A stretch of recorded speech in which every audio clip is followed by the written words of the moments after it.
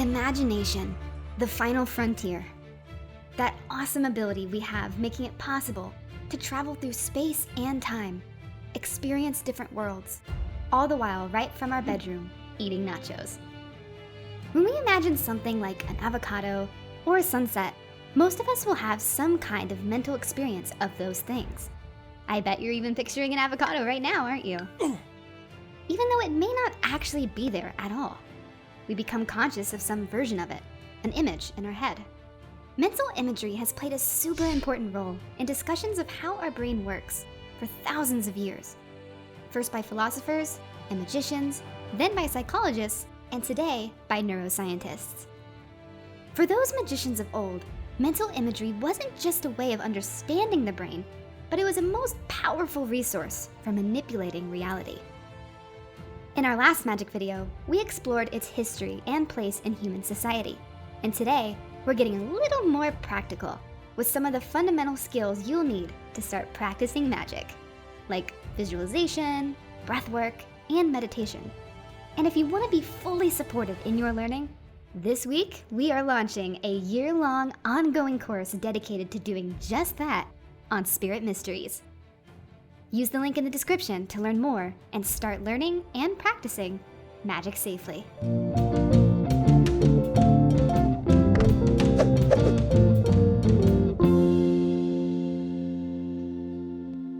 If you ask anyone about how manifestation or meditation works, you often get a rather half-baked response that involves something along the lines of visualization or breathing and universal energy for the law of attraction.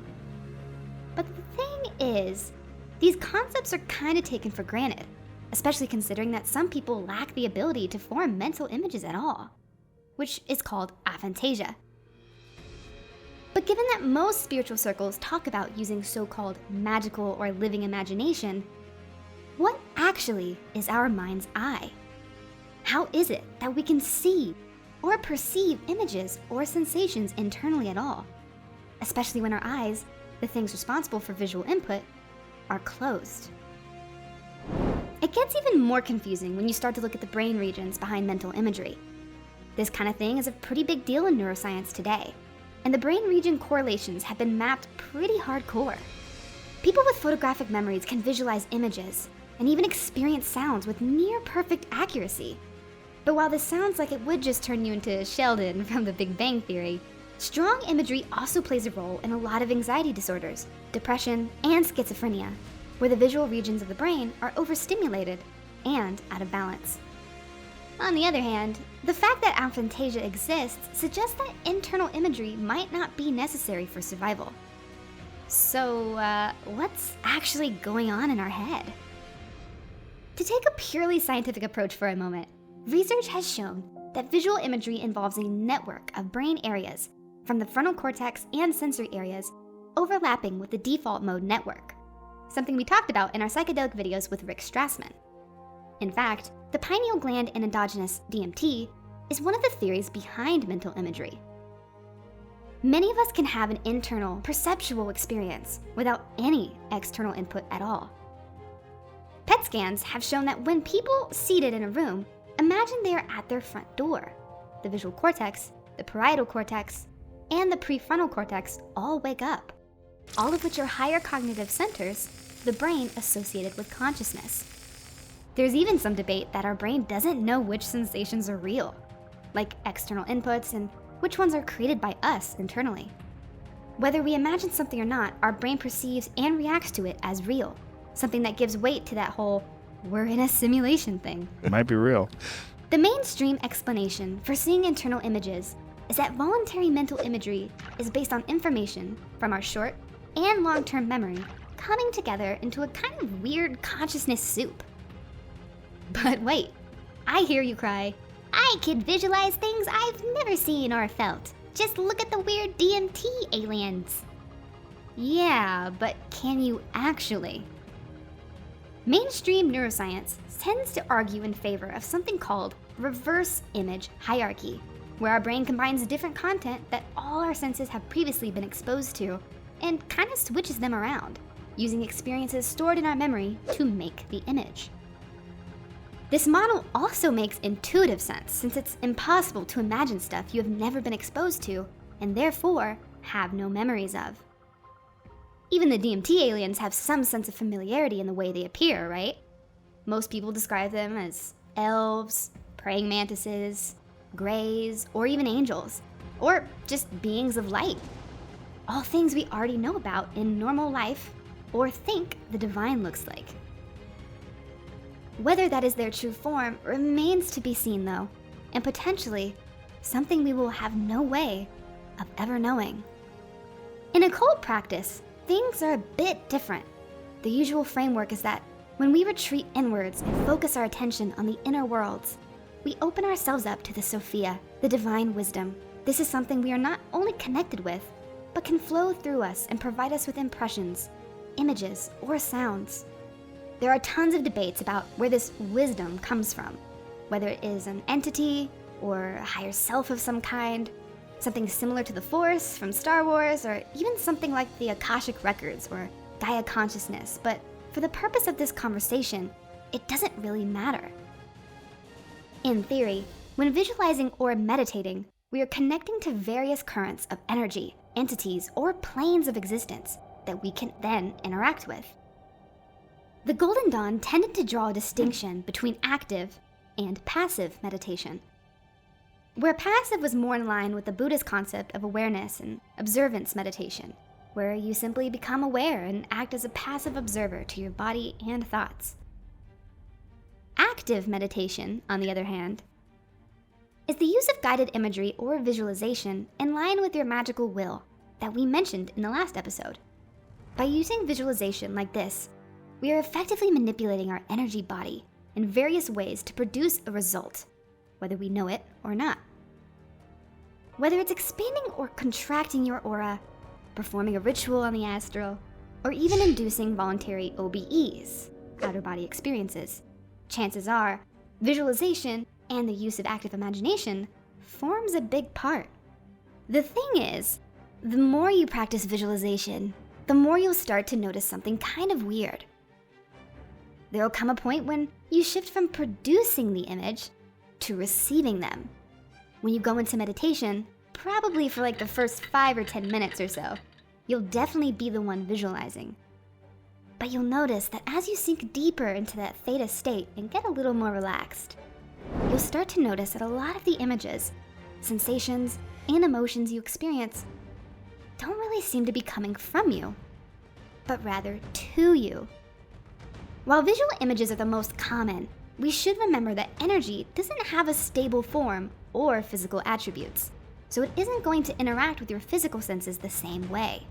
While one of the most common theories put forward by spiritualists is that the so-called spiritual energy is similar to electromagnetic, that's still a long way off of being proven. Our brain does a pretty good job of converting energy into physical sensations, but it isn't always accurate. Hence why people have a hard time putting transcendental experiences into words. While this seems a little contradictory to the neuroscience stuff from earlier, a 2019 paper showed that the content and vividness of a mental image can be found in the brain up to 11 seconds before an individual even decides what to imagine. In other words, if images can form prior to conscious voluntary effort, this suggests the existence of unconscious, involuntary images also existing in the brain. Which begs the big question, where do those images come from? Are they just the result of our gray, squishy machine sorting itself out and using memories to create internal experience? Or could there be something to the idea that our brain is only a receiver, picking up a signal being sent by our consciousness somewhere else? One thing we do know for sure though, is that unconscious images in our mind's eye, ones that happen so fast we might not even perceive them, activate the same sensory brain regions as the voluntary images do. Let's bring things back to Magick a bit. Now, a lot of Golden Dawn material for traversing inner planes revolves around the 5 Sanskrit tattvas, elements or aspects of reality. In the Western tradition, the tattvas are associated with the 4 elements in the 5th world of spirit. By connecting with each of the 5 in a path working, they act as gateways to the elemental realms and fundamental aspects of our reality that we can go to, many times through active projection, or even scrying. As far as visualizing is concerned though, a lot of people often get caught up in the trap of knowing whether what they're seeing is real or entirely created by their own imagination. Generally speaking, you'll be able to recall an astral experience as a memory rather than a vision after you've come back to your body. A key sign here is that something real to your experience is to see what you remember your physical body doing during the time you were gone. Chances are, you won't even remember where and what it was doing at all. And training yourself to think visually is one of those things you can actually practice though. Even something simple like imagining a bouncy ball changing colors or shape is a good start. There's a saying in the magical world that you should believe nothing of what you hear and only half of what you see. Countless mystics have said over the years that we only see what we can perceive, not what is actually there. In fact, some schools of Buddhism insist our perception is always clouded by some sort of distorting factor, referred to as the Maya or illusion. Maybe this was the ancients' way of saying, reality is a hologram, yo! Above all else though, you should always trust your intuition before your senses. Of course, the other two skills to develop when wanting to practice magic are meditation and breathwork, and they kind of go hand in hand. While breathing often comes as second nature to all of us, because we'd die otherwise, the act of focusing on it is harder than it sounds. By slowing our exhales, we engage the parasympathetic nervous system, which triggers the rest and relax response, rather than fight or flight, which helps us move into that theta meditation state where miracles are possible. Even something as simple as taking a second right now to give yourself 2 deep breaths will go a long way. So let's do it.